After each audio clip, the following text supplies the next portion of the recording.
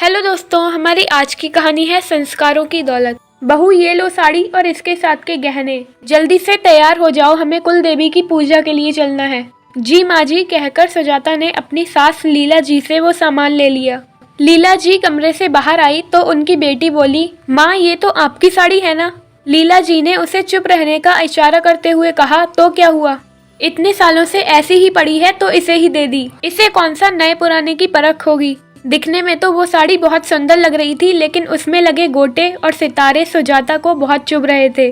सुजाता उसे पहनकर बहुत असहज महसूस कर रही थी। सुजाता ने दबे स्वर में कहा, माँ जी ये साड़ी बहुत भारी है, मुझसे संभल नहीं रही। लीला जी मुंह बनाते हुए झट से बोली, हाँ हाँ, मुझे तो पहले से ही पता था कि जिसने अपने माँ बाप के घर में कभी इतने भारी कपड़े गहने देखे ही नहीं, वो कैसे इनको पहन पाएगी। वो तो हमारे खानदान की रीत है ये सब पहनने की, इसलिए देने पड़े। सुजाता हक्की बक्की रह गई कि इस बात में उसके माता पिता कैसे आ गए। शादी से पहले भला कौन लड़की इस तरह के कपड़े गहने पहनती है। नई दुल्हन थी, अभी शादी के 2 दिन ही हुए थे। सारे परिवार के बीच अपने माता पिता के ऊपर की गई टिप्पणियां सुजाता चुपचाप सह गई और पूजा के लिए चल पड़ी। ससुराल में सभी खाने पीने के शौकीन थे, इसलिए रसोई में रोज ही ढेरों व्यंजन बनते थे। सुजाता को घी की खुशबू ज्यादा पसंद नहीं थी। लगातार गरिष्ठ खाना खाने के कारण उसका जी मिचलाने लगा। जब खाने की टेबल से उठकर वो वॉशरूम में भागी तो भी सास बोले बिना नहीं रही। मायके में तो कभी हमारे घर जैसा खाना खाया नहीं होगा, इसलिए अच्छा खाना हजम नहीं हो रहा। सुजाता के कानों में ये शब्द पड़े तो उसकी आंखें छलक आईं। जब गरीब घर की बेटी पसंद नहीं थी तो क्यों ऐसे घर से रिश्ता जोड़ा, इसलिए ताकि हर बात पर उसे और उसके माँ बाबा को जलील कर सके। वो चिल्ला चिल्ला कर सब कुछ कह देना चाहती थी, लेकिन उसके माता पिता का चेहरा उसकी आंखों के आगे आ जाता था, जो कह रहे थे, बिटिया ससुराल का मान बनाए रखना।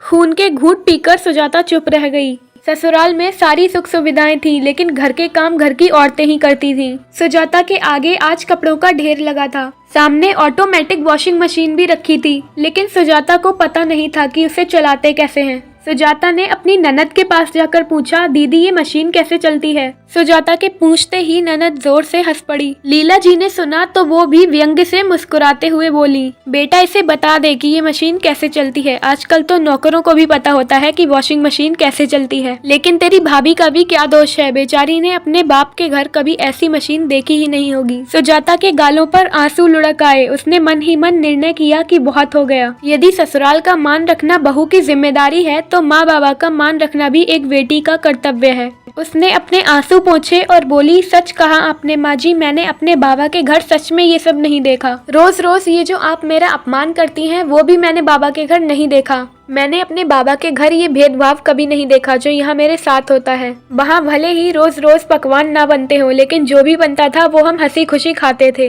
और सच पूछिए तो वो सादा खाना भी आपके यहाँ के 56 भोग से अच्छा था, क्योंकि वो मुझे सम्मान और अपनेपन से मिलता था। मैंने अपने बाबा के घर प्यार और संस्कार देखे हैं जो शायद इस घर में मुझे कभी नहीं दिख पाएंगे। लीला जी अवाक सी सुजाता का मुंह देख रही थी। तभी सुजाता का पति अविनाश उनकी बहस सुनकर एक हाथ में बैसाखी लिए वहां आ गया।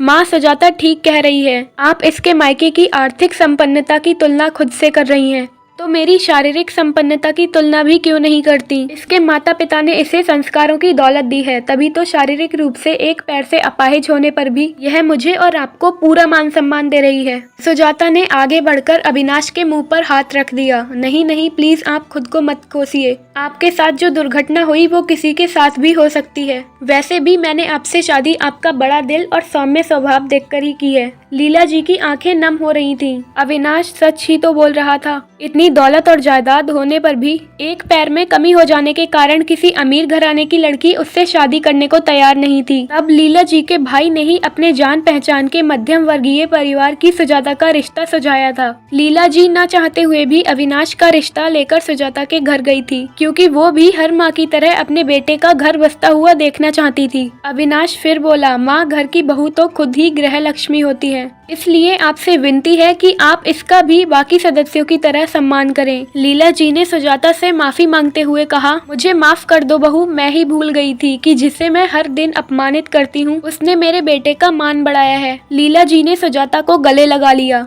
दोनों की आंखों से अश्रुधारा बह रही थी। अविनाश का मन भी हल्का था, क्योंकि उसकी अर्धांगिनी अब सच में उसके परिवार का हिस्सा बनने जा रही थी।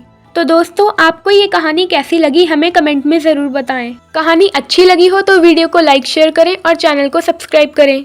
वीडियो को एंड तक देखने के लिए शुक्रिया।